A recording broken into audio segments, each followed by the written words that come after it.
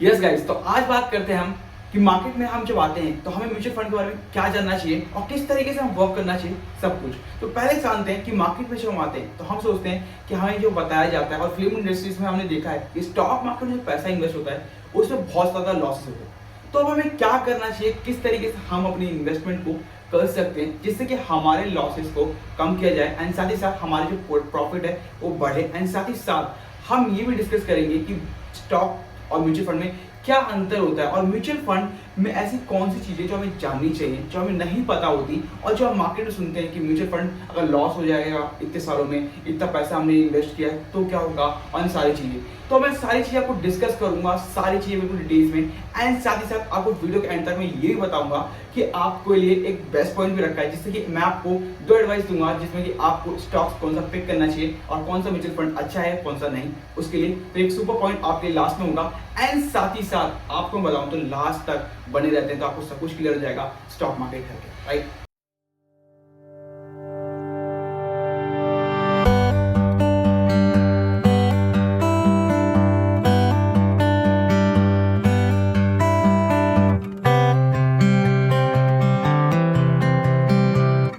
तो देखो, stock market में जब आते हैं तो हमें सोचते हैं कि मार्केट में जो है हमें पैसा लगाना है या फिर पैसे को इन्वेस्ट करना है, तो हमें जो है बहुत सारी नॉलेज होनी चाहिए, बहुत सारी चीज़ होनी चाहिए। तो इसके ऊपर मैंने ऑलरेडी वीडियो बनाया हुआ है, उस लोगों को पता भी चलता है कि मार्केट के लिए कोई भी एक्सेल सीट नहीं आनी चाहिए, कोई भी कुछ नहीं भी आता है फिर भी आप मार्केट में पैसे को इन्वेस्ट कर सकते हो।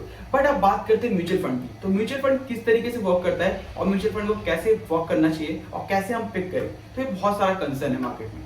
तो कोई दिक्कत नहीं है, मैं आपको बताता हूँ 2023 के लिए आप किस तरीके से एक म्यूचुअल फंड को पिक करके एक अपने गोल को अचीव कर पाओ। तो फर्स्ट थिंग आता है मार्केट में कि आपको क्या करना है। देखो, म्यूचुअल फंड होता क्या है, पहले ये समझो कि what is a mutual fund. देखो, म्यूचुअल फंड है एक नॉर्मल सा कि देखो, आपको जब मार्केट में आते हो तो म्यूचुअल फंड जो है आपके लिए एक ऐसा कैटेगरी के लिए काम करता है जिसमें कि आप हो सकते हैं मल्टीपल थिंग्स में इन्वेस्ट करना चाहते हो। लाइक ये म्यूचुअल फंड के थ्रू आप गोल्ड में इन्वेस्ट कर सकते हो, या फिर बॉन्ड में इन्वेस्ट कर सकते हो, या फिर स्टॉक में इन्वेस्ट करते हो, या फिर डेट फंड में इन्वेस्ट कर सकते हो। इस तरीके से आप मार्केट में इन्वेस्टमेंट कर सकते हो, राइट। तो ये डायरेक्टली मार्केट में नहीं होता, बट बहुत सारे फंड्स में आप इन्वेस्ट कर सकते हो इस तरीके से। रियल एस्टेट हो सकता है, स्टॉक्स हो सकते हैं, बहुत सारी चीजें, ठीक है। तो आपको पता चल जाता है कि स्टॉक मार्केट में हमें म्यूचुअल फंड का मतलब क्या है, आपको ये समझ में आ गया। तो अब बात होती है कि दूसरी पॉइंट पे कि हमें इसमें वर्क कैसे करना होता है और म्यूचुअल फंड का रोल क्या है। क्योंकि म्यूचुअल फंड का रोल क्या है ये हमें बहुत पहले जानना चाहिए, बिकॉज हम मार्केट में आए हैं म्यूचुअल फंड में इन्वेस्ट करने, तो हमारे पास सारी चीजें होंगी तो हम ये समझ पाएंगे कि मार्केट में हमें करना क्या चाहिए। तो देखो, फर्स्ट थिंग, म्यूचुअल फंड में कैसे वर्क करना है और म्यूचुअल फंड किस तरीके से आपके लिए एप्लीकेबल है, तो इसको समझते हैं। फर्स्ट थिंग जो है म्यूचुअल फंड में कि आपको बहुत सारे फंड मैनेजर, यहाँ पे जो म्यूचुअल फंड है वो आपको दो तरीके का प्रोवाइड करता है। तो उससे पहले हम स्टॉक मार्केट के ऊपर चलते हैं कि देखो, स्टॉक मार्केट में जब आप आते हैं तो हमें क्या होता है कि हमें अपने फंड को इन्वेस्ट करने से पहले हमें एक ऐसा स्टॉक को सिलेक्ट करना होता है जो कि हमारे लिए बेस्ट है। बट वो स्टॉक सिलेक्ट करने के लिए हमारे पास होना चाहिए टाइम एंड एक नॉलेज, जो कि दोनों चीज हमारे पास नहीं होती है टाइम के समय पे जब हमें स्टॉक को पिक करना है। तो हमारे पास क्या होता है कि उस समय पे जब टाइम नहीं होता एंड हमारे पास कोई भी नॉलेज नहीं होती तो हम कोई स्टॉक को पिक नहीं कर सकते, फर्स्ट थिंग। दूसरे पॉइंट पे कि अगर मार्केट में कोई फाइनेंशियल एडवाइजर को सिलेक्ट करते हैं और हम उससे गाइडेंस लेते हैं तो वो हमसे एक फीस चार्ज करता है एंड साथ ही साथ हम एक स्टॉक को पिक कर पाते हैं। बट वहां पे भी कंडीशन है कि हम उस स्टॉक को पिक तो कर लेते हैं, बट हमको जो गाइडेंस देता है उसके तरीके से हमें बाय एंड सेल करना है हमेशा अपने टाइम पे, ठीक है। ये हमें समझ में आता है। बट लेकिन इन दोनों चीजों में क्या है कि एक तरफ या तो पैसा जाएगा या फिर एक तरफ आपका जो है हेडक होगी कि आपको बाय एंड सेल करना है। तो ये होता है स्टॉक मार्केट का, जिसमें कि आपको ये दोनों चीजें करनी होती है। बट म्यूचुअल फंड में आपको एक नया चीज मिलती है कि आपको यहाँ पे होता है कि AUM यानी कि एसेट मैनेजमेंट कंपनी। ये एसेट मैनेजमेंट AMU जो होता है एसेट मैनेज, इसमें होता है asset management company. Asset management company आपको ये प्रोवाइड करती है कि मार्केट में आप आओ एंड उनकी तरफ से एक फंड होता है। बट लेकिन इसमें क्या है कि 400-500 म्यूचुअल फंड है मार्केट में, आप कौन सा सिलेक्ट करोगे, इसमें भी बहुत बड़ा कंसर्न है, उससे भी बात करेंगे। उससे पहले हम ये समझते हैं कि मार्केट में हम कैसे सिलेक्ट करें। तो देखो, आपको क्या होता है कि एसेट मैनेजमेंट कंपनी आपको एक चीज देती है कि यस, हम आपके लिए एक फंड मैनेजर असाइन कर रहे हैं एंड आपका फंड ये है, इस फंड में आप इन्वेस्ट करते हो तो रिटर्न्स ये हैं, आपको इतना एक्सपेक्टेड रिटर्न मिलेगा एंड फंड मैनेजर आपका जो सब कुछ मैनेज करेगा, वो इस तरीके से मैनेज करेगा, बाई भी वो करेगा, सेल भी वो करेगा, एंड साथ ही स्टॉक को भी मैनेज वो करेगा, टाइम टू टाइम टाइमली वो। तो जब आप म्यूचुअल फंड में आते हो और म्यूचुअल फंड में जब आप सिलेक्ट करते हो, तो फर्स्ट क्या होता है कि एएमसी जो कंपनी है, यानी कि एसेट मैनेजमेंट कंपनी, जो आपके लिए फंड मैनेजर डिसाइड करती है जो भी फंड में आप इन्वेस्ट करते हो, तो उसमें आपको एक स्टॉक दिया जाता है। वहाँ पे मल्टीपल स्टॉक होते हैं जिसमें कि आपको अमाउंट को इन्वेस्ट करना होता है। उस अमाउंट को आप कैसे इन्वेस्ट करते हो उसके ऊपर बात करते हैं। फर्स्ट थिंग क्या होता है कि मार्केट में जो आप इन्वेस्ट करते हो, तो आपको जो एएमसी कंपनी है, जो एएमसी मैनेजमेंट कंपनी है, उसने आपको, एसेट मैनेजमेंट कंपनी ने आपको एक फंड मैनेजर साइन कर दिया। वहाँ पे अब आपको क्या है कि उस कंपनी के थ्रू जो उस कंपनी का जो मैनेजमेंट है वो आपको वर्क करेगा, एंड आपको कोई हेडेक नहीं होगा। फर्स्ट थिंग कि आपको कोई भी बाय एंड सेल के लिए कोई हेडेक नहीं है। साथ ही साथ कौन सा स्टॉक कब पिक आउट करना है इसके लिए कोई हेडेक नहीं है। थर्ड थिंग कि आपको ये पता चल जाता है कि मार्केट में आप कुछ भी हो, मुझे अपने रिटर्न्स मिल जाएंगे जितना रिटर्न एक्सपेक्टेड मैंने किया है, ठीक है। बट एंड आपको जो है लॉन्ग टर्म के लिए वो इन्वेस्ट करना होता है, ये समझ में आ गया। तो इस तरीके से एएमसी कंपनी वर्क करती है, एयूएम पे आपको एसेट अंडर मैनेजमेंट के ऊपर वर्क करना होता है। जो मैनेजमेंट कंपनी आपको फंड मैनेजर जो है उस तरीके से आपको वर्क करता है, आपके पैसे को इन्वेस्ट करता है मार्केट में। तो इस तरीके से वर्क होता है। अब आता है चौथे फॉर्म में कि आपको इस सब चीजों के लिए कैसे वर्क करना है और इस कंपनी है वो कैसे इस पे वर्क करती है। तो देखो, जो म्यूचुअल फंड है उस पर आप एक नेस्ट या ई मैंडेट अपने इस बैंक से आप एक्टिवेट कराते हो, जिससे कि आपका पैसा जो हर मंथ आपके अकाउंट से डिडक्ट हो जाए एंड मार्केट में चला जाए और ऑटोमेटिकली चला जाए। तो वहां पे क्या होता है कि जब आप देखोगे तो आपका जो फंड मैनेजर है वो आपसे कुछ अमाउंट लेता है, लाइक कि 500 रुपए आपने सिलेक्ट किया है मंथली बेसिस पे करने के लिए, तो वहां पे आपको जो है 2 रुपए या 1 रुपए का चार्ज कटता है आपके, यानी कि 498 रुपीज ही आपके अकाउंट में क्रेडिट होंगे। जो आपका जो है म्यूचुअल फंड का जो डैशबोर्ड होगा वहां पे चेकआउट करोगे तो 498 रुपीज ही क्रेडिट आपको दिखेगा। बाकी का जो 2 रुपए होंगे वो आपके जो 2 रुपए होंगे वो आपके जो फंड मैनेजर होगा उसकी सैलरी होती है, वो उसके रूप में डिडक्ट कर लिया जाता है। बट एंड आपको नेस ई मैंडेट जब फॉर्म फिलअप करते हो तो देन उस समय पे आपसे कोई पैसा नहीं चार्ज किया जाता, लाइक कि आपने म्यूचुअल फंड पे करना होता है हर मंथ, हर एक डेट पे। तो उस डेट पे आपका पास पैसा नहीं है और आप चाहते हो कि इस मंथ की जो ईएमआई है, जो भी म्यूचुअल फंड की एसआईपी है, वो मैं पे ना करके मैं नेक्स्ट मंथ पे करूं, तो इस मंथ मेरा कोई चार्ज ना कटे। तो यस, इसमें कोई चार्जेस का डिडक्शन नहीं होता है। यहाँ पे आपको ऑप्शन मिलता है कि यस, जो आप इन्वेस्ट कर रहे हो तो इन्वेस्ट करने में आपको डिडक्शन वो बिल्कुल भी नहीं होगा। कोई भी बाउंस जैसे कि होता है ना कि आपने कुछ चेक लगाया तो बाउंस हो गया तो कोई चार्जेस, ऐसा कोई चार्जेस नहीं होता। यहाँ पे बाउंस हो भी जाता है तो आपके बैंक की तरफ से कोई 5-10 रुपए चार्जेस हो तो लगेगा, अदरवाइज म्यूचुअल फंड की कंपनी की तरफ से आपका कोई चार्ज नहीं करता है। तो इस तरीके से वर्क करती है। यस गाइस, तो अब बात करते हैं basic of mutual fund. Basic क्या है म्यूचुअल फंड का? तो फर्स्ट थिंग देखो, मार्केट में आए तो आपके पास 20,000 रुपए, और 20,000 रुपए से आपने फाइनेंशियल एडवाइजर सिलेक्ट किया बिकॉज आपके पास पैसा नहीं था और आप चाहते थे कि ऐसा मैं कुछ नहीं करूं जिससे कि क्योंकि मेरे पास ना तो नॉलेज है ना ही तो मेरे पास टाइम है, दोनों चीजें नहीं थी। तो मैंने क्या किया, फाइनेंशियल एडवाइजर को सिलेक्ट कर लिया। अब उस पर्सन के पास मैं गया तो उसने मुझे बताया कि यार अगर आपको ये चीज बाय करनी है या फिर स्टॉक में इन्वेस्ट करना है तो लाइक एमआरएफ बता दिया उसने या फिर पेनी इंडस्ट्रीज बता दिया, इसमें आप इन्वेस्ट करो, आपको लॉन्ग टर्म में बहुत फायदा होगा। ठीक है जी, बट उस स्टॉक का प्राइस 40,000 रुपीज, 50,000 रुपीज, कोई 80,000 रुपीज का है, बट उस स्टॉक के लिए तो उतना अमाउंट है ही नहीं क्योंकि मेरे पास 20,000 रुपीज है। इस अमाउंट से मैं कैसे इन्वेस्ट करूंगा?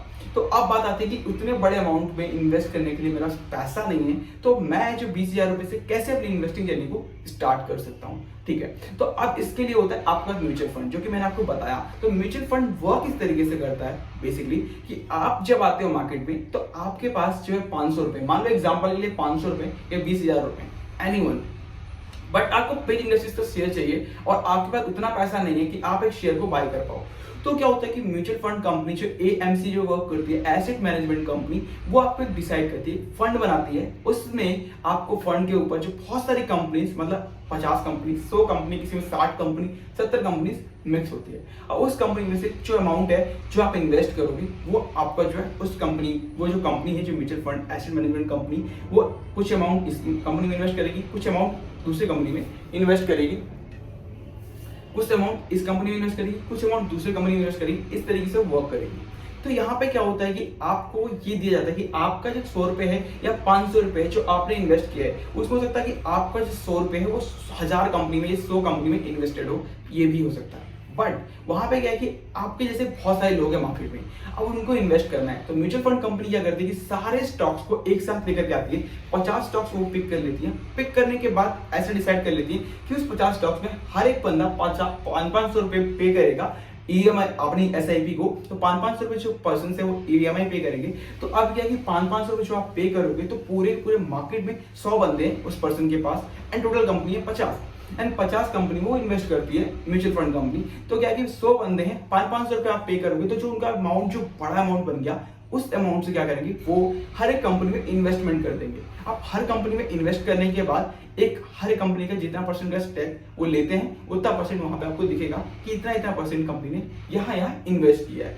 जब आपको ये पता चलेगा कि मार्केट में इतना इतना इन्वेस्ट किया है, तो हो सकता है जो आपने 500 रुपए इन्वेस्ट किया है वो पेज इंडस्ट्रीज के अलावा बाकी की जो कंपनीज है उनमें भी इन्वेस्टेड।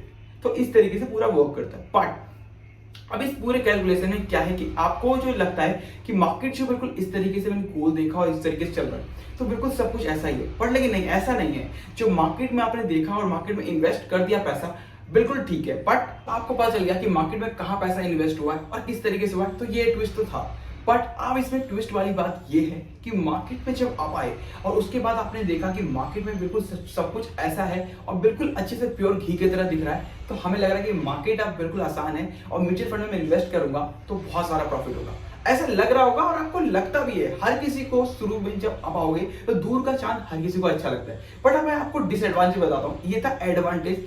अब मैं आपको बात करता हूँ डिसएडवांटेज, जो मार्केट में आपको नहीं दिखता और आपको मार्केट के बारे में नहीं पता है। तो अब देखो जो डिसएडवांटेज है उस पर बात करते हैं। तो फर्स्ट थिंग है डिसएडवांटेज के ऊपर कि देखो जो मार्केट है वो मार्केट आपको दिखाता है कि फर्स्ट थिंग कि जो मार्केट में आप आए और आपने इन्वेस्ट किया, तो फर्स्ट थिंग क्या होता है कि आपका जो फंड मैनेजर है, एसेट मैनेजमेंट कंपनी, वो क्या चाहते हैं कि आप ज्यादा से ज्यादा पैसे को इन्वेस्ट करो मार्केट में। क्यों? क्योंकि आप जो पैसा इन्वेस्ट करोगे उसके ऊपर 2 रुपए या 1.5 रुपीज जो आपका कट रहा है, 1.5 पैसा, 1 रुपए 5 पैसे, वो पैसा फंड मैनेजर कंपनी के पास, फंड मैनेजर के पास जा रहा है। उस पैसे से क्या उनका सैलरी बढ़ रही है, उनको इनकम हो रहा है, ठीक है। तो क्या है कि आपका म्यूचुअल फंड से कोई इफेक्ट नहीं, उनको कोई इफेक्ट नहीं पड़ता कि म्यूचुअल फंड किस तरीके से मार्केट में परफॉर्म कर रही है। क्यों? क्योंकि आपका पैसा लगा हुआ है और आपके पैसे से कुछ भी हो फर्क नहीं पड़ता। उनके पास पैसा आ रहा है तो कोई दिक्कत नहीं है, उनका पैसा आएगा, आपसे वो पैसा लेंगे और वो पैसा लेने के बाद जो 2 रुपए बच रहा है उनसे उनका बहुत प्रॉफिट होने वाला है। वो चाहता है कि आप ज्यादा से ज्यादा अमाउंट उनके पास आके इन्वेस्ट करो, ठीक है। तो इस तरीके से वर्क करते हैं। ऐसी कंपनी बहुत सारी आपको मिलेंगी म्यूचुअल फंड जो कि मार्केट में होंगी, ठीक है।